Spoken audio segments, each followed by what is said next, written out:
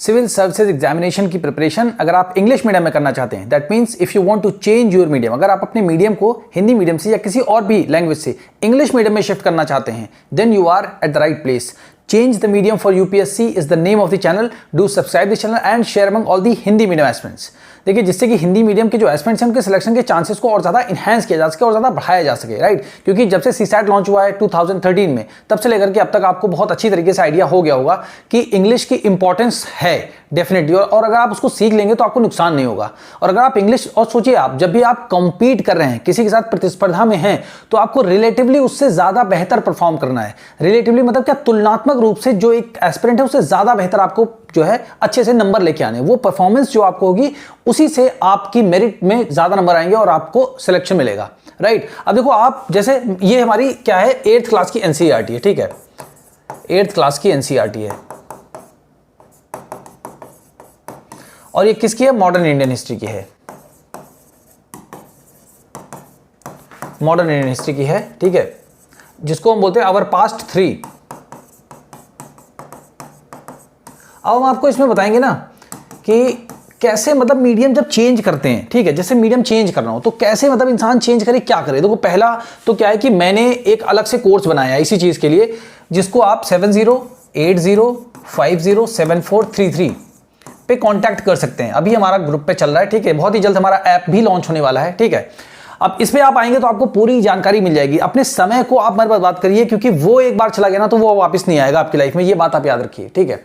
अब देखो, जब भी कोई हिंदी मीडियम का एस्पिरेंट है, जैसे बहुत से बच्चों के मेरे पास फोन आते हैं, उन्होंने बहुत सारे इंग्लिश स्पीकिंग के कोर्सेज लिए, ग्रामर के कोर्स लिए, ठीक है, बट उनको बस कुछ भी बना के बेचारे, मतलब कोई ऑप्शन नहीं था ना. तो अभी तक अब मैं ये ऑप्शन आपको प्रोवाइड कर रहा हूं कि आप अपने मीडियम को चेंज करना चाहते हो, पूरी यूपीएससी की प्रिपरेशन करना चाहते हैं, एनसीईआरटीज को लाइन बाय लाइन पढ़ना चाहते हैं, तो कैसे आप अपने आप को चेंज कर सकते हैं और आप इंग्लिश बोल सकें, आप इंग्लिश लिख सकें, आप इंग्लिश को समझ सकें. जैसे सीसैट में रीडिंग कॉम्पिटिशन उसको पास कर सकें आप, ठीक है ना. इंग्लिश लैंग्वेज का कंपलसरी पेपर आता है, ठीक है. इंग्लिश के जो आपका यूपीएससी का मेंस का पेपर होता है, ठीक है, तो उसमें भी 300 मार्क्स का आता है. होता वो क्वालिफाइंग नेचर है, बट क्वालिफाई करना पड़ता है उसको, ठीक है. अदरवाइज आपकी और भी कोई जीएस की कॉपी या ऑप्शनल की एससी की कॉपी चेक नहीं होती है. तो आप इंग्लिश की इंपॉर्टेंस को समझिए. मेरा ये जो बीड़ा मैंने उठाया, ये मैं सिर्फ हिंदी मीडियम एस्पिरेंट्स के लिए मैं ये चाहता हूं, प्रतिबद्ध हूं कि उनके सिलेक्शन के चांसेस को इंक्रीज किया जाए.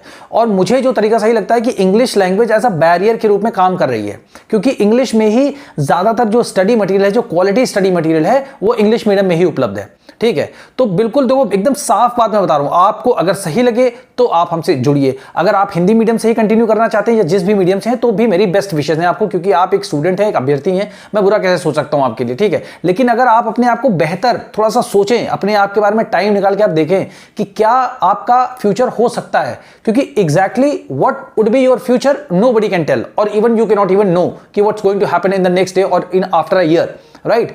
एक साल के बाद क्या होगा, यू डोंट नो. बट जो पीछे की जो चीजें होती, जैसे 2012-13 से जब से आया सीसैट आया 2013 से लेकर अब तक हिंदी मीडियम का परफॉर्मेंस ड्रास्टिकली कम हुआ है. मतलब बहुत ज्यादा, में 2-4 लोग, कभी 10 लोग, 20 लोग, 1000 सीट्स आती है उसमें 20 लोग स्टार्ट हो गए, तो कितना पुअर रिजल्ट. आप सोचो, अपना टाइम और मनी और एनर्जी, मनी तो चलो आप ले आओगे वापस, फिर से आप अर्न करोगे, लाइफ में अर्न तो सबको करना है, but from where would you get back your time that you are investing with your energy, the life that you are investing into it, ये कैसे वापस लाएंगे आप. तो आप सोच समझ लीजिए, बिल्कुल क्लियर कर, क्योंकि यूट्यूब पे कोई ऐसा चैनल नहीं है और ना ही इंडिया में कोई ऐसी कोचिंग है जो आपके मीडियम को हिंदी मीडियम से इंग्लिश मीडियम में शिफ्ट कराए. मैं आपको लाइन बाय लाइन एनसीईआरटी पढ़ा रहा हूं, वर्ड बाय वर्ड, क्या कितने वर्ड मीनिंग आपको याद करने हैं, वो भी आपको सिर्फ कंटेक्स्ट से रिलेटेड वर्ड मीनिंग याद करने, कितनी ग्रामर उसमें आ रही है उसको उसी जगह पर मैं आपको समझाते चलूंगा, ठीक है ना. कैसे लिखना है, कैसे आपको आंसर लिखना है, कैसे आपको नोट्स बनाने, ये मैं डे 1 से आपको कराऊंगा. ट्रस्ट करिए, खुद पर भी ट्रस्ट करिए और मेरे ऊपर भी ट्रस्ट करिए, तब आप आगे बढ़िए. आपको देखिए, आपको रिजल्ट मिलना स्टार्ट होगा.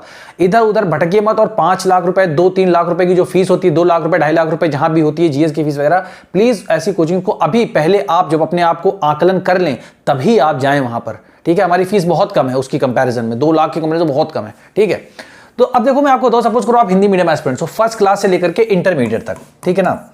आपने हिंदी मीडियम से स्टडी किया, फिर सपोज करो आपने ग्रेजुएशन से भी लेके आपने पूरी ग्रेजुएशन भी कर ली, ठीक है. अब आपको लगता है क्या इस स्टेज पे आकर के मीडियम को चेंज करना चाहिए या चेंज हो सकता है? भाई आपके मन में तो डाउट आएगा, डेफिनेटली आना चाहिए, है ना. तो the answer is yes, without a doubt, बिना किसी शक के आप अपने मीडियम को चेंज कर सकते हैं और अपनी लाइफ में बेहतर कर सकते हैं. इस बात की गारंटी देता हूं मैं, जो ऐसा कोर्स बनाया है हमने, ठीक है.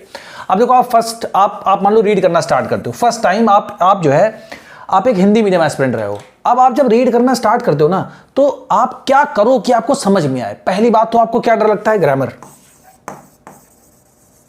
है ना, जो मैं बता रहा हूं यही सब लगता है आपको। दूसरा आप सोचते होंगे कि इसके जो वर्ड मीनिंग है ना, वर्ड मीनिंग है, मतलब जिसको हम बोलते हैं वोकैबुलरी भी बोलते हैं ना, कि यार दूसरा जो ये वर्ड मीनिंग है, ये इतने सारे वर्ड्स, कितने सारे वर्ड्स मुझे को याद करने हैं, कैसे मैं याद करूंगा, ठीक है। तीसरा क्या है? रीड कैसे करूंगा, मतलब रीडिंग भी तो नहीं आती है, क्योंकि यार इंग्लिश पढ़ी ही नहीं जाता ना, तो फिर इंग्लिश में रीडिंग करूंगा कैसे, ठीक है।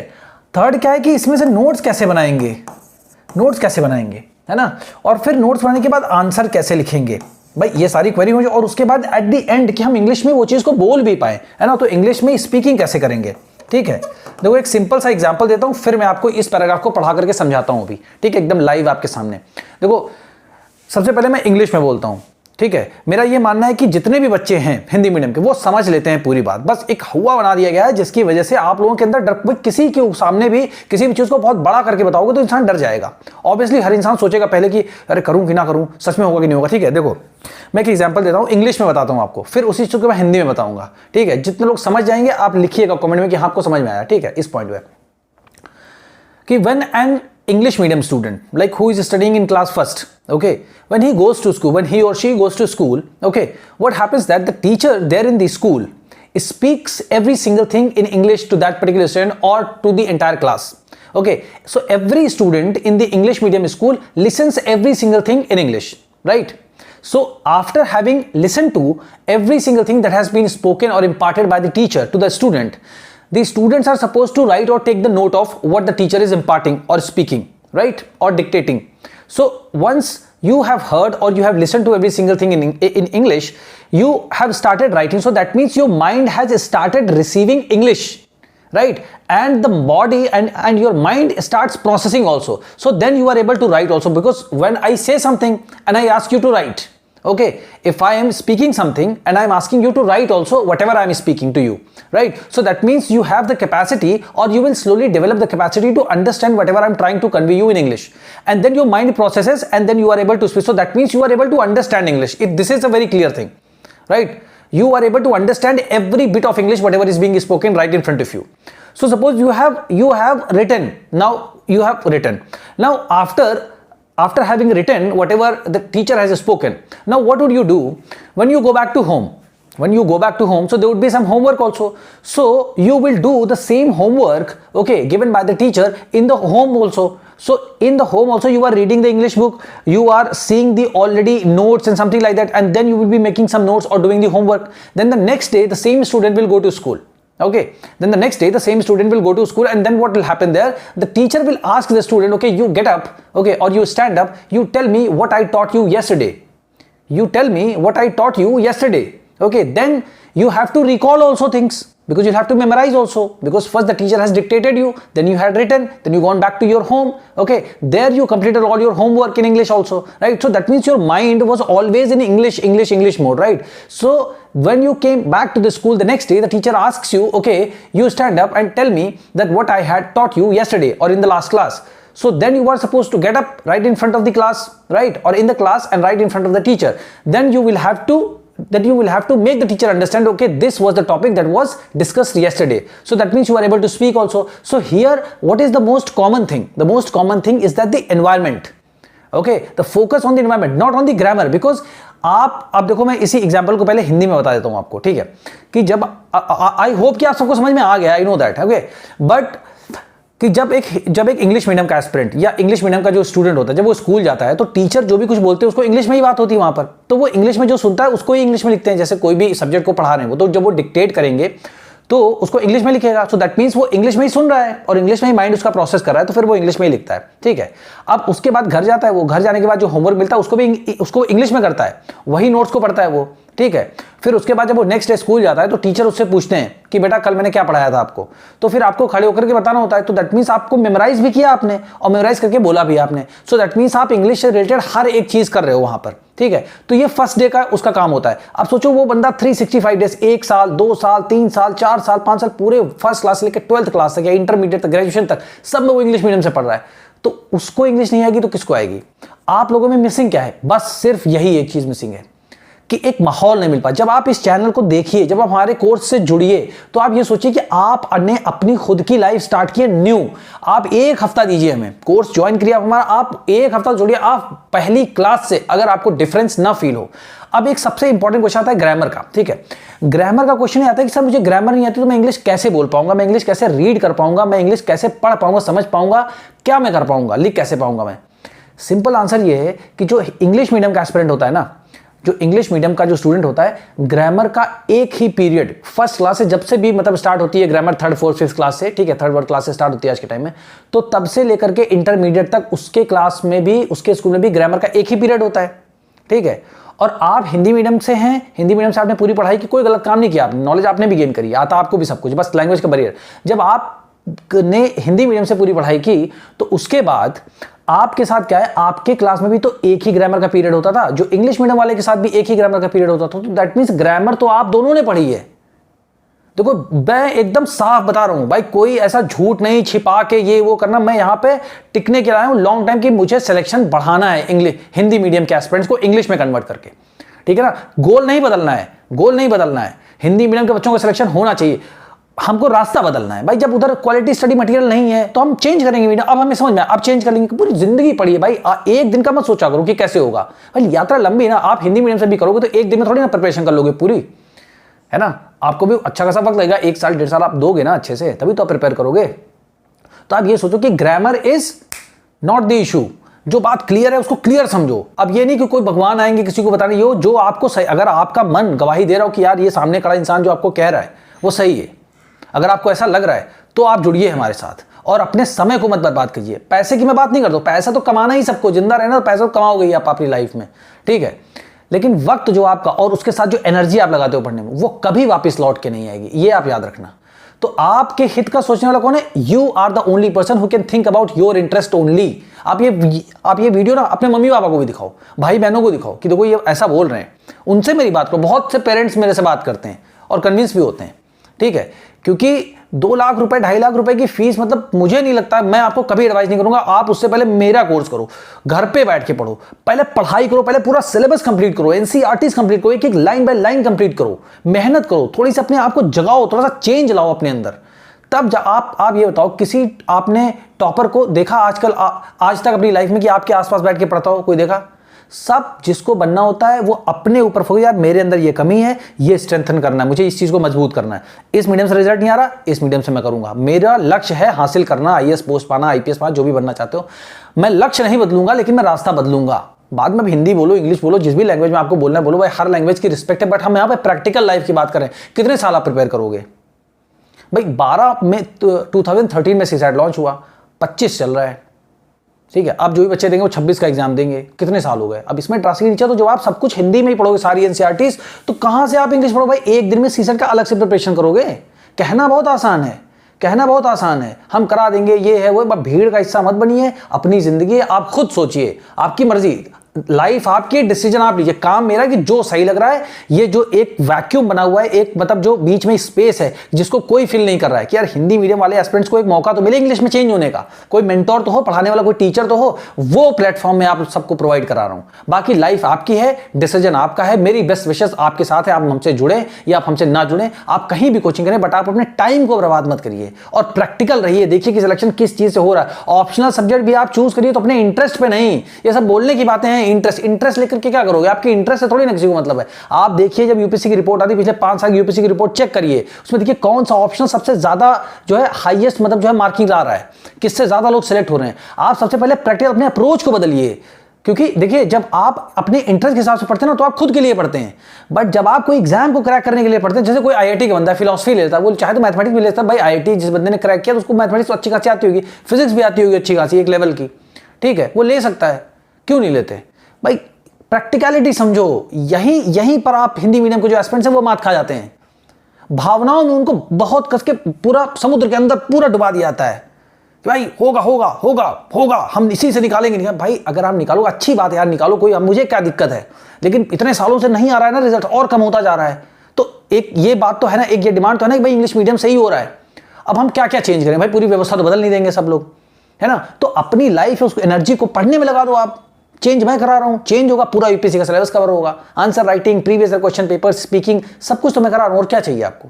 तो अपने सेंटर को बीच में आप खुद रखो और खुद आप सोचो कि आपको क्या करना चाहिए लाइफ में। अगर आप नहीं सोचोगे तो फिर कोई नहीं सोचेगा, भीड़ का हिस्सा आप बनते रहे, 2-3 साल जब आपके बर्बाद हो जाएंगे ना, तब आपको मेरी बात समझ में आएगी। नोट कर लो आप मेरी बात को, ठीक है। चलो अब अच्छा देखते हैं हम, ठीक है। अब जैसे ये मान लीजिए आपने 8th क्लास की एनसीईआरटी ओपन करी, ठीक है। अब यहां पर आपने पढ़ना स्टार्ट किया। अब जब आपने पढ़ना स्टार्ट किया ना, तो आपको देखो सोचना नहीं कुछ, पहले क्या करना है, द रॉलेट सत्याग्रह, ये लिख दिया आपने, ठीक है। ये यहां पर लिखा हुआ है, इतना तो पढ़ ही लोगे, रॉलेट कुछ भी करके। मान लो मैं मानता हूं जिस बच्चे को बिल्कुल इंग्लिश नहीं आती, भाई बहुत से बच्चे ऐसे होते हैं जिनको बिल्कुल नहीं आती है लेकिन सीख जाते हैं मेहनत करके। तो अभी क्या पढ़ा, the Rowlatt Satyagraha turned out to be. अब देखो रीड कैसे करना होता है, जैसे मैं आपको बता रहा हूं पढ़ के, यहां से यहां तक एक बार, the Rowlatt Satyagraha turned out to be the first all India struggle against the British government, although it was largely restricted to cities. अब पहली बार आपने मान लीजिए सुना, अभी अगर इस 5 मिनट में जो मैं समझा रहा हूं अगर आपको आ रहा है समझ में, तो आप सपोज करो आप 100% चेंज कर सकते हो, ठीक है। अब इसमें से देखो हम लोग क्या क्या देखेंगे, नोट्स कैसे बनाना है, नंबर 1 बात है ना, नोट्स देखेंगे, रीडिंग कैसे करनी है वो भी देखेंगे, ठीक है ना, ग्रामर कहाँ है उसको भी हम देखेंगे अगर है इसमें, ठीक है, और इंपॉर्टेंट वोकैबुलरीज क्या क्या है, ठीक है ना, और लास्ट में हम देखेंगे कि स्पीकिंग हम कैसे करना स्टार्ट कर सकते हैं डे 1 से, ठीक है। ये सब कोई बहुत बड़ी बात नहीं, पढ़ाने वालों ने हमने बनाया ना कोर्स मैंने, इसलिए मैं बता रहा हूँ। देखो द रॉलेट सत्याग्रह, तो रॉलेट सत्याग्रह तो रॉलेट सत्याग्रह ही है, ठीक है। कोई ग्रामर का नाम नहीं लेना, बस समझना है, हमें सेंस पे काम करना है कि समझ में आया कि नहीं आया, पहले ये देखना है हमें, ठीक है। टर्न्ड आउट टू बी, तो टर्न्ड आउट टू बी मतलब क्या, बन करके निकला। अब देखो ये जो मीनिंग मैंने लिखा ना, ये आपको कोई गूगल पे नहीं मिलेगा, ये इसका एक्चुअल में क्या है कि सेंट्रल आइडिया इसको बोलते हैं ना, सेंस इसका ये। अब देखो ये लाइंस जो है ना, ये आपको the Hindu newspaper, Indian express में, एनसीईआरटीज में, हिस्ट्री, ज्योग्राफी पर हजार बार नहीं लाखों बार ये आपको मिलेंगी, जितनी बार लिखा होगा हर जगह मिलती हैं। अब एक बार याद कर लिया इसको, अब आप ग्रामर में नहीं देखना है, सेंस समझना है कि क्या है, बन करके निकला। क्या बन करके निकला, रॉलेट सत्याग्रह बन करके क्या निकला, दी फर्स्ट। अब जिसे दी लगा ना, बता रहा भाई पक्का पहला ही वाला है ये, है ना, तो दी फर्स्ट, पहला, क्या पहला बन के निकला, ऑल इंडिया स्ट्रगल, मतलब पूरा ऑल इंडिया स्ट्रगल, मतलब भारत में जिस समय स्वतंत्रता संग्राम था, नेशनल मूवमेंट जब मतलब चल रहा था, फ्रीडम स्ट्रगल जब चल रहा था, तो उसके अगेंस्ट में जो ये पूरा ऑल इंडिया मतलब समझ रहे हो ना, पूरे भारत में ये जो है संघर्ष हो रहा था, ठीक है। अब किसके खिलाफ हो रहा था, ऑब्वियसली सीधी सी बात है, देखो जैसे ही आप कंटेक्स्ट में आओगे, संदर्भ आप समझोगे बात किसके बारे में, तो चीजें समझ में आना आपको स्टार्ट हो जाएंगी, ठीक है। अब अगेंस्ट मतलब के विरुद्ध, अब किसके विरुद्ध, द ब्रिटिश गवर्नमेंट। यहां तक तो समझ गए ना। देखो ऐसे ऐसे ये करके पढ़ना होता है, इतना इतना करके। तो ये जब पढ़ोगे ना आप, अब जैसे मान लो आप नेक्स्ट कोई बुक पढ़ोगे, अब उसमें आपको मिल जाएगा टर्न आउट टू बी, तो आप इसको ना ऐसे नहीं पढ़ोगे कि आपने सबसे पहले जो है स्टार्ट किया, पहले टर्न का मीनिंग आप जो है वहां सर्च कर रहे हो, फिर आप आउट का मीनिंग सर्च कर रहे हो, फिर ये टू का या फिर बी का, ऐसे होता है स्टार्टिंग में बच्चों को जिनको नहीं आता उनके साथ दिक्कत होती है ये, ठीक है। बट जब अब आपको पता चले टर्न आउट टू बी एक ही वर्ड है, इसका मतलब बन करके निकला, ठीक है। अब क्या बनकर के निकला, उससे पहले वाली चीज लिखी कि रॉलेट सत्याग्रह बनकर के निकला। क्या बनकर के निकला, पहला, क्या पहला बनकर के निकला, ऑल इंडिया स्ट्रगल। तो स्ट्रगल मतलब होता है संघर्ष की, पहला मतलब ऑल इंडिया लेवल का स्ट्रगल, ये बनकर के निकला। अब देखो नोट्स यहां पे कैसे बनाने हैं, आपको सीधे लिखना है रॉलेट, आपको सीधे लिखना है रॉलेट सत्याग्रह, ठीक है। क्योंकि अब देखो नोट जब आप बेटा बनाओगे ना, तो आपको पता है कि आप रॉलेट सत्याग्रह के बारे में लिख रहे हो और आपको ही पढ़ने हैं आपके नोट्स, ठीक है। तो अब जैसे ये बनाया आपने, अब इसका सबसे इंपॉर्टेंट फीचर क्या है, ऐसे आप एरो बनाओ यहाँ पे, ठीक है। अब यहाँ पे क्या लिखना है, ऑल, अब यहाँ लिखना है फर्स्ट ऑल इंडिया स्ट्रगल, ठीक है। तो यहाँ पे फर्स्ट वैसे मत लिखो, आप लिखो फर्स्ट ऐसे, ठीक। अब क्या है, ऑल इंडिया स्ट्रगल, ये आपका पहला कीवर्ड। अब जैसे मान लो एग्जाम में आ गया, तो ऐसे क्वेश्चन आते हैं कि रॉलेट सत्याग्रह है ना, कि जो है मेंशन और मतलब following are the options, okay, about the Rowlatt satyagraha, ऐसे मान लो लिखा है कि जो नीचे ऑप्शन दिए गए हैं वो मतलब जो है रॉलेट सत्याग्रह के बारे में है। अब इसमें से बताइए कौन सा सही, कौन, मान लो 4 ऑप्शन आ गए। पहला ऑप्शन मान लो ये आ गया कि फर्स्ट ऑल इंडिया स्ट्रगल। अब आपके माइंड में क्वेश्चन आएगा, यार क्विट इंडिया मूवमेंट भी था, सिविल डिसोबीडियंस मूवमेंट भी था, यार सबसे बड़ा मूवमेंट क्या रॉलेट सत्याग्रह वाला सबसे बड़ा मूवमेंट था। तो ऐसे सिंपल से क्वेश्चन आ जाते हैं कि इंसान सोचने पर मजबूर हो जाता है। इसलिए आपको नोट्स भी देखो, अब मैंने क्या बताया था आपको कि ग्रामर में आपको बता रहा हूं, ठीक है। नोट्स देखो, तो नोट्स में आपको बता रहा हूं कैसे बनाना है। आप मेरे साथ पढ़ेंगे, हम आपको पढ़ा ले जाएंगे, इस बात की गारंटी है, ठीक है। अब देखो रीडिंग कैसे करना है वो भी हम आपको बता रहे हैं, ठीक है। अब क्या ऑल दो, अब ऑल दो का मतलब देखो क्या होता है, हालांकि, ठीक। अब एक बार आपने इस वर्ड का मीनिंग याद कर लिया, हर बुक में ये आपको सेंटेंसेस में मिलेगा। अब जैसे अगर आप इसको अलग से याद करेंगे ना, तो आपको पता कैसे चलेगा इसको फिट कहां करना है। अब सोचो, इसलिए वर्ड मीनिंग अलग से कभी मत याद करो। जो आपने याद किया वो सब बेकार, किसी काम नहीं आएगी। देखो अगर आपने पहले से डेली मान लो 2 वोकैबुलरी आप याद करते हो, ठीक है, तो एक महीने में 60 वोकैबुलरी हो गई। अब जब 60 वोकैबुलरीज हो गई या वर्ड मीनिंग हो गया, अब आप सोचो उन वोकैबुलरीज को क्या किसी के सामने खड़े होकर जो है वोकैबुलरी बोलने लगोगे? नहीं बोलोगे ना। क्या करोगे क्या उनका? या तो फिर आप एक ऐसी स्टोरी बनाओ जिसमें वो सारे वर्ड के सेंस फिट हो जाएं, तो फिर उन वर्ड को फिक्स करो। ये तो फिर मतलब हम कर क्या रहे हैं फिर? तो ये तो बहुत ही उल्टा काम है।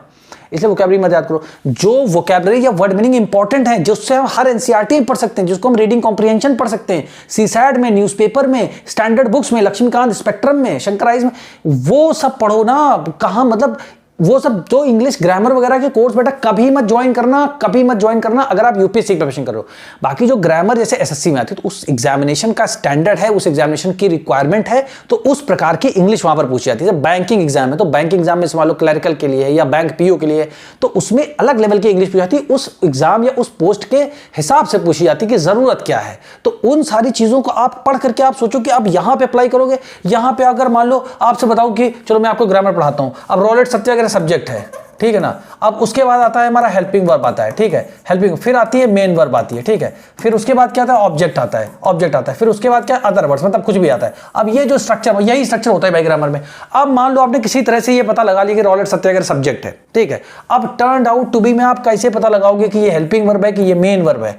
फिर आप ऑब्जेक्ट कहां ढूंढोगे? आपको पहले नहीं पता कि ऑब्जेक्ट होता क्या है, तो सब्जेक्ट और हेल्पिंग वर्ब या मेन वर्ब मिलकर के जो काम करते हैं उसको हम ऑब्जेक्ट बोलते हैं। अब बताओ, ये जो डेफिनेशन आपको पता भी चल गई कि ऑब्जेक्ट ये होता है, तो करोगे क्या? इसका कहां लगा दोगे आप? तो वहां पे क्या होता है, मोस्टली जब आप ग्रामर सीखते हो ना, तो बेटा आप लोगों को ना ऐसे सिंपल छोटे छोटे सेंटेंसेस, आई टेक टी, है ना, I take tea, I go to library. अब ये I go to library, I take tea, ये सब यहां काम नहीं करेगा, इसकी जरूरत ही नहीं है। हम आपको एक लेवल पे पढ़ाना स्टार्ट करेंगे। आप देख लो, अगर आपको समझ में, अगर मेरी बात आपको सेंसिबल लग रही है तभी आप चेंज करिए, ठीक है। मैं बिल्कुल साफ एकदम स्पष्ट बता रहा हूं हर एक चीज को, जो मुझे सही लग रहा है वो मैं एकदम सही बता रहा हूं। मैं अपना काम करूं, मेरा पैशन है बताना, मैं बता रहा हूं आपको, ठीक है। यहां तक समझ गए। अब ऑल्दो एक वर्ड है, इसको आप याद करो। देखो अब यहां पे आगे वोकैबुलरी, अभी आपको बता दिया वोकैबुलरी, ये इंपॉर्टेंट है, इसको लिख लो। अब इसका ये जो वर्ड है ना, इसके 7-8 मीनिंग होते हैं। अब वो 7-8 मीनिंग याद नहीं करने हैं, इसको पढ़ते रहना है। एक बार जैसे बताया वो वर्ड लिख लो बस, फिर आप आगे पढ़ते रहो। आगे जब आपका आएगा ना, ये जब भी कहीं आएगा तो आपको खुद ही ये मतलब लगाओगे, अगर फिट होगा, नहीं तो फिट होगा तो मैं फिर बताऊंगा, तो आप 3-4 बार में समझ जाओगे कि अच्छा इसका फंक्शनल मतलब क्या है, कि भाई ऑल्दो लगाते कहां है। तो मेनली इसका मतलब होता है हालांकि। अब इट वॉज, अब इट वॉज मतलब क्या? ये था। अब इट जो है ना यहाँ पे, ये रॉलेट सत्याग्रह की वजह से लगा है। अब अगर यहाँ पे आप इट को हटा के रॉलेट सत्याग्रह भी लिख दो तो भी सही है। देखो रॉलेट सत्याग्रह वॉज, तो ये बेसिकली क्या है? प्रोनाउन है, मतलब नाउन को रिप्लेस कर देता। लेकिन ये सब पढ़ने की जरूरत क्या भाई, जब मैं दूसरे तरीके पढ़ा रहा हूं आपको, आप आगे पढ़ते जाओ, नोट्स बनाते जाओ, फिर आप मेमोराइज करते जाओ, ठीक है। अभी मैं आपको बताऊंगा बोलना कैसे है ना। इट वॉज लार्जली, इसका लार्जली का मतलब होता है लगभग, मतलब मोटे तौर पे क्या था, या मतलब ज्यादा से ज्यादा, या मोटे तौर पे, या लगभग क्या था? रिस्ट्रिक्टेड, मतलब क्या था कि मतलब जो है रिस्ट्रिक्टेड टू सिटीज, की ज्यादातर ये शहरों तक ही जो है सीमित था। रिस्ट्रिक्टेड मतलब सीमित, मतलब शहरों तक ही सीमित था। अब देखो ये बात यहां पे ना कॉन्ट्राडिक्टरी, मतलब विरोधाभास जैसी है। एक तो बोल रहे हैं कि रॉलेट जो सत्याग्रह है वो ऑल इंडिया स्ट्रगल था पहला। अब पहला ऑल इंडिया स्ट्रगल मतलब पूरा ऑल इंडिया स्ट्रगल रहा होगा। फिर बता रहे हैं ऑल्दो, हालांकि ये ज्यादातर, ऑल्दो इट वॉज लार्जली, तो इट वॉज लार्जली मतलब ये ज्यादातर था, क्या था? शहरों तक ही सीमित था, सिटीज तक ही सीमित था। तो एक तो ऑल इंडिया बता रहे हैं, फिर भाई शहरों तक ही था। तो बात जो भी बता रहे हैं, ये कहने का मतलब ये कि रॉलेट सत्याग्रह के बारे में हमको जो नोट्स बनाना है, फर्स्ट ऑल इंडिया स्ट्रगल था, ऐसे एग्जाम में पूछा जाता है, ठीक है। अब देखो यहां पे रिस्ट्रिक्टेड मतलब क्या? जैसे मैं आपकी एंट्री रिस्ट्रिक्ट कर दूं, मतलब मैं आपको नहीं आने दे रहा हूं, मतलब बाधा पहुंचा रहा हूं, रोक दे रहा हूं मैं आपको, तो आपकी सीमा निर्धारित कर, ऐसे फंक्शनल मीनिंग समझो आप, ठीक है। फिर क्या? ऐसे ही मैं आपको अपनी एनसीईआरटी की जो हमारी क्लासेस होती हैं उसमें इससे भी ज्यादा डिटेल में, क्योंकि यूट्यूब पे इतना टाइम नहीं होता है, वीडियो छोटा रखना होता है, ठीक है, बट मैं फिर भी जितना हो सकता है डिटेल में, क्योंकि जितने बच्चों के क्वेश्चन या क्वेरी वगैरह आते रहते हैं, मैं सबको जो याद आता रहता है सब मैं बता देता हूं आपको, ठीक है। अब क्या लिखा है? इन अप्रैल 1919, है ना, there were a number of demonstrations and हड़ताल्स in the country and the government used brutal measures to suppress them, है ना। अब देखो इसमें से नोट्स पहली बात हमको कुछ बनाना नहीं है, सिर्फ ऊपर वाली लाइन से जितना नोट्स बना था इतना बता दिया हमने, ठीक है। अब आगे क्या देखो, इसका मीनिंग क्या है?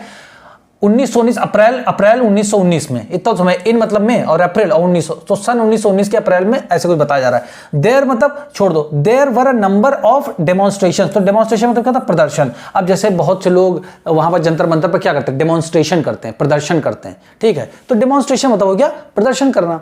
तो बहुत सारे है ना, there were a number of, तो अ नंबर ऑफ मतलब बहुत सारी संख्या में प्रदर्शन हुए थे और हड़ताल हुई थी। कहां पर हुई थी, इन द कंट्री, पूरे देश में हुई थी। एंड द गवर्नमेंट, अब इस यहां पे गवर्नमेंट कौन सी थी, देखो क्या लिखा, ब्रिटिश गवर्नमेंट। तो चाहे गवर्नमेंट लिखो या ब्रिटिश गवर्नमेंट लिखो, सेम चीज है। मतलब बस समझने की देर है, जब आप दिमाग एक बार लगा दोगे ना, फिक्स हो गया और चल पड़ा आपका दिमाग, फिर आपके लिए इंग्लिश बिल्कुल आराम से आने लगेगी। एंड द गवर्नमेंट यूज, तो गवर्नमेंट ने प्रयोग किया, क्या किया, ब्रूटल मेजर्स। तो ये एक साथ आएगा, ब्रूटल, तो ब्रूटल मतलब होता है बहुत ज्यादा हिंसात्मक, मतलब लाठी डंडे चार्ज करवा देना, गोली चलवा देना, इस टाइप होता है, उसको बोलते हैं ब्रूटल मेजर्स, ठीक है ना, ब्रूटल मेजर्स टू सप्रेस। तो इसका सप्रेस मतलब क्या होता है, दबा देना, ठीक है ना, टू सप्रेस देम, तो किसको दबा देना, जो डेमोन्स्ट्रेशन और हड़ताल हो रहे थे उनको, उनके लिए लगा, क्योंकि एक और दो चीजें तो देम लग गया, ठीक है ना, टू सप्रेस, तो सप्रेस का दबा देना। अब यहां से मैं कोई नोट्स नहीं बनाना, जो ग्रामर थी मैंने आपको समझा दिया, ठीक है। अब आप देखो ना कि अगर आपको यहां से देखो ग्रामर भी, अगर आपको सब कुछ आ जाएगी ना, जो आपके मन में हमेशा चलता रहता है, बहुत सारी वोकैबुलरी आ जाएगी ना, तो उसको अप्लाई कहां करोगे आप, उसको अप्लाई कहां करोगे आप। तो ये जैसे आपको समझ में आ रहा है, तो ग्रामर पढ़ोगे किस लिए, कि आपको इंग्लिश समझ में आ जाए। तो जब मैं इस तरीके से समझा रहा हूं तो आप इस तरीके से समझते जाओ, जो ग्रामर होगी उसका एक अलग से नोट्स बना लेना आप, जो ग्रामर बताता हूं उसमें ग्रामर वोकैबुलरी एक साथ लिखते जाओ, उसको आप रिवाइज करते जाओ, फिर आप उसको, फिर उसके बाद जब भी बुक पढ़ो तो कोई चीज दिखे फिर आप उसमें से देख लो। इस तरीके से आप जैसे करोगे तो आप 100 दिन में आपकी गाड़ी चल पड़ेगी, मूव होना स्टार्ट हो जाएगी, ठीक है। अब देखो मैं क्या बता रहा है, दी जलियांवाला बाग एट्रोसिटीज। अब एट्रोसिटीज मतलब क्या, तो भाई यातनाएं देना, मारना पीना। देखो ये वर्ड हो गया, एट्रोसिटीज हो गया, ठीक है ना। उसके बाद आपका सप्रेस हो गया, ठीक है ना, और रिस्ट्रिक्टेड एक तरह से मान लो। ये दो वर्ड जो सप्रेस करना, दबाना या एट्रोसिटीज करना, ये सब नेगेटिव वाले वर्ड है, मतलब नकारात्मक इनसे जो है अर्थ निकल करके आता है ना, कि गलत काम का कोई अर्थ निकल के आता है। तो जलियांवाला बाग जो था उसमें जो यातनाएं दी गई थी, है ना, इन्फ्लिक्टेड बाय, अब इन्फ्लिक्टेड बाय जनरल डायर, है ना, इन अमृतसर ऑन बैसाखी डे। अब ऐसे पढ़ना होता है, तो बैसाखी डे कब था, 13 अप्रैल को था। Were a part of this repression, है ना। अब रिप्रेशन मतलब देखो, रिप्रेशन मतलब क्या होता है, दबा देना, फिर मतलब उनको दबा देना चाहिए हो। तो क्या किया इन्होंने, जलियांवाला बाग में जो यातनाएं वगैरह दी गई थी, इन्फ्लिक्ट मतलब किसके द्वारा ये सारी यातनाओं को कारित किया गया था, उसको बोलते हैं इन्फ्लिक्टेड। तो किसके द्वारा, जनरल डायर, कहां पर, अमृतसर में, किस डेट पर, ऑन बैसाखी डे, ठीक है ना। तो 13 अप्रैल था। Were a part of this repression, तो इस मतलब जो ये रिप्रेस किया गया था इसी का हिस्सा था ये, ठीक है। सिंपल, यहां से हमें कोई नोट्स नहीं बनाना है, ठीक है, हमें कोई नोट्स नहीं बनाना, हमें सिर्फ इतना पता है। अगर आपको बिल्कुल नहीं पता, बिल्कुल पहली बार देख रहे हो, तो जलियांवाला बाग एट्रोसिटीज या इसको बोलते हैं मैसेकर भी बोलते हैं, हत्याकांड बोलते हैं बेसिकली इसको। तो किसने कराया था, जनरल डायर ने कराया था, बस इतना आपको याद रखो, ठीक है। और हुआ कहां था, अमृतसर में हुआ था, ठीक है। इतना तो क्वेश्चंस में लिख के ही आता है, ठीक। अब क्या है, ऑन लर्निंग। अब देखो ऑन लर्निंग, अब जैसे ऑन लर्निंग लिखा है, ठीक है ना, तो इससे सीखते हुए या इसके बारे में जानते हुए, ये जैसे ऑन लर्निंग लिखा, कहीं भी अगर फुल स्टॉप के बाद ऑन लर्निंग लिखा हो, है ना, ऑन लर्निंग लिखा हो, तो आप समझ जाओ कि इसका मतलब होगा कि किसी चीज से सीखते हुए, ठीक है। तो सीखते हुए क्या हुआ, किसी से सीखते हुए अबाउट द मैसेकर। तो मैसेकर मतलब क्या होता है, हत्याकांड। अब कौन सा हत्याकांड, जलियांवाला बाग में जो हत्याकांड हुआ था ना, उसके बारे में सीखते हुए या जानते हुए। देखो लर्निंग मतलब होता है सीखना, बट जानते हुए, समझते हुए, पता चलते हुए क्या किया इन्होंने, रविंद्रनाथ टैगोर एक्सप्रेस, मतलब उन्होंने उजागर किया अपना जो दुख था, एक्सप्रेस दी पेन को बयां किया, एक्सप्रेस मतलब बयान किया, है ना, पेन एंड एंगर, दुख को बयां किया और गुस्से को भी बयां किया, ऑफ द कंट्री, कि पूरे देश को, मतलब एक सपोज करो वो मतलब जो है रिप्रेजेंट कर रहे थे, ठीक है ना। तो उन्होंने जो है जब हत्याकांड के बारे में सुना, तो उन्होंने जो है पेन मतलब जो दर्द उनको हुआ, मतलब एक जो अंदर से गलत अच्छा मतलब फील नहीं हुआ वो, और जो गुस्सा था उसको उन्होंने जो है देश के गुस्से को व्यक्त किया। कैसे व्यक्त किया, कुछ एक्शन तो लिया होगा ना, बाय रेनाउंसिंग, बाय मतलब द्वारा, रेनाउंसिंग मतलब वापस करना, हिज मतलब अपनी, है ना, किसकी, नाइटहुड। तो नाइटहुड की जो उपाधि ब्रिटिश गवर्नमेंट ने उनको दी थी, ठीक है, जो पर्सनल अचीवमेंट के लिए मिलती है या पब्लिक अच्छे काम करने मिलती है, उसको उन्होंने ब्रिटिश गवर्नमेंट को लौटा दिया, रेनाउंस कर दिया, वापस कर दिया उसके लिए। तो अब यहां पे आपको ये पता है कि एक तो आपको पता है रॉलेट सत्याग्रह के बारे में हमने पढ़ा, ठीक है। फिर दूसरा क्या था, ये ऑल इंडिया, ये जो है the first all India struggle था, ये हमने नोट्स बना लिया। दूसरा हमको थोड़ा सा अगर मतलब हम स्टार्टिंग में पढ़ना चाहें तो जलियांवाला बाग, ये कीवर्ड्स हैं, ठीक है ना। जलियांवाला बाग आपने लिखा, जलियांवाला बाग मैसेकर किसके द्वारा किया गया था? जनरल डायर के द्वारा किया गया था, ठीक है, ये आप समझ गए। अब इसके चक्कर में क्या हुआ था, इसी का जो मतलब एक था परिणाम था कि रविंद्रनाथ टैगोर जी ने रिनाउंस कर दिया था अपने नाइटहुड को। अब नाइटहुड क्या होता है, देखो एनसीईआरटी में यहाँ पे लिखा हुआ है, एन ऑनर, एक सम्मान होता है एक तरीके का, ग्रांटेड बाय, दिया जाता है किसके द्वारा? ब्रिटिश गवर्नमेंट के द्वारा, ब्रिटिश क्राउन के द्वारा दिया जाता था, ठीक है ना, फॉर एक्सेप्शनल, मतलब अद्भुत, ठीक है ना, बिल्कुल अद्भुत तरीके से, ठीक है, पर्सनल अचीवमेंट जिन्होंने हासिल करी हो खुद के लिए या पब्लिक सर्विस किया हो, उसके लिए नाइटहुड दिया जाता था। अब देखो आप ये समझ गए कि नाइटहुड एक वर्ड है, रेनाउंसिंग एक वर्ड है, ठीक है ना। जलियांवाला बाग ये तो आपको पता ही है, जनरल डायर ये तो नाम ही है, रॉलेट सत्याग्रह नाम ही है। अब इसके बाद नोट्स, अब बोलना कैसे, देखो वर्ड मीनिंग भी हो गया, ग्रामर भी जहां जरूरत थी वो हो गया, रीडिंग भी होगा, कैसे पढ़ना है, कितना कितना करना है, सेंस कैसे समझना है, हम ओवरऑल आपका डेवलपमेंट कराएंगे, आपको सब कुछ चेंज कराएंगे 100%, ठीक है। अब देखो याद कैसे करना है इसको, मतलब बोलना कैसे है, देखो जब आप याद करोगे तो ये सारे कीवर्ड्स आपने एक जगह लिख लिए स्टेप बाय स्टेप की क्या हुआ। बोलने के लिए आपको क्या बोलना है कि देखो स्टार्टिंग में कुछ आपको लाइंस याद कर लेनी चाहिए कि राइट नाउ, आपको पता है ना राइट नाउ का मतलब सबको पता होगा, राइट नाउ कि मतलब अभी। देखो फंक्शनल इंग्लिश बोलो, वो किताब में लिखी हुई या 500 सेंटेंसेस याद करो, उससे कुछ नहीं होगा। Right now I have just read about Rowlatt satyagraha. अब जैसे लिखते इसका मतलब क्या है कि राइट नाउ मतलब अभी, आई हैव जस्ट रेड, मैंने अभी अभी रॉलेट सत्याग्रह के बारे में पढ़ा है ना। फिर आप बोलते हो द डिटेल्स आर, मतलब जो उसके बीच की जो मतलब इंफॉर्मेशन है वो ये है, द डिटेल्स आर। अब आप इसमें क्या बोल सकते हो, the first all India struggle, है ना। इससे क्या आप याद भी वही कर रहे हो, बोल भी वही रहे हो जो आपको जरूरत है, अननेसेसरी चीजें बोलने से क्या फायदा, है ना। The first all India struggle, है ना। फिर उसके बाद आप बोल सकते हो आफ्टर दैट और देन, या नेक्स्ट इंपॉर्टेंट पॉइंट, ऐसा बोलो, next important point Jallianwala Bagh massacre, है ना, inflicted by General Dyer, inflicted by. तो देखो अब जब आप बोलना इस तरह से स्टार्ट करोगे ना, तो जहां पर ये वर्ड आया ना इन्फ्लिक्टेड, तो इसके साथ में बाय जरूर आएगा क्योंकि ये किसी व्यक्ति के द्वारा ही किया जाएगा, तो इन्फ्लिक्टेड बाय जनरल डायर, दूसरा पॉइंट हो गया। तीसरा क्या हुआ, रविंद्रनाथ टैगोर रेनाउंस्ड, यहां पे रेनाउंस्ड ईदी लगा दो, रेनाउंस्ड हिज नाइटहुड, ऐसे बोलो। तो देखो इतने पैराग्राफ को पढ़ने के बाद आपने इतने शॉर्ट में जो नोट्स इंपॉर्टेंट हैं उनको भी लिया, बोलने की प्रैक्टिस, तो कम से कम आपको जीरो से तो आप आगे बढ़ गए ना। अब जैसे मैंने आपको ये समझाया, तो अब आपके माइंड में एक स्टोरी तो है ना, अब आपके माइंड में ये सब वर्ड तो घूमने, जो हकीकत है वही बताना आप कि हाँ knighthood, Rabindranath Tagore, general Dyer, Jallianwala Bagh, है ना, रॉलेट सत्याग्रह, है ना, all the first all India struggle, है ना, द फर्स्ट ऑल इंडिया। तो इतने सारे कीवर्ड्स आपके माइंड में आए ना, इन्फ्लिक्टेड बाय। अब इन्फ्लिक्टेड बाय भी आपको ऐसे ही याद हो गया हो क्योंकि मैंने बताया ना किसी के द्वारा किया जाएगा, तो किसने किया? General Dyer.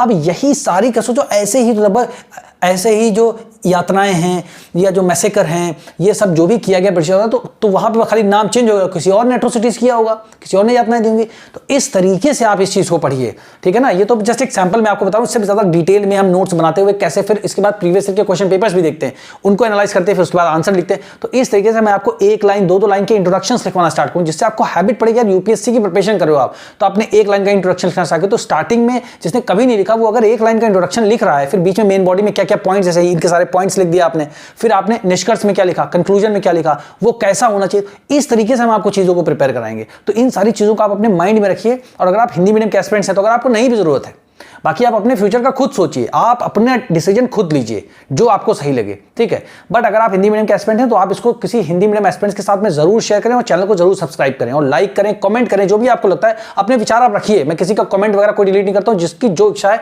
वो लिखे, आप सभी का अधिकार है ये, ठीक है। लोकतांत्रिक देश में रहते हैं हम लोग, तो बस मेरा यही मिशन है कि हिंदी मीडियम के जो एस्पिरेंट्स हैं उनके सिलेक्शन के चांसेस को और ज्यादा इनहैंस करना।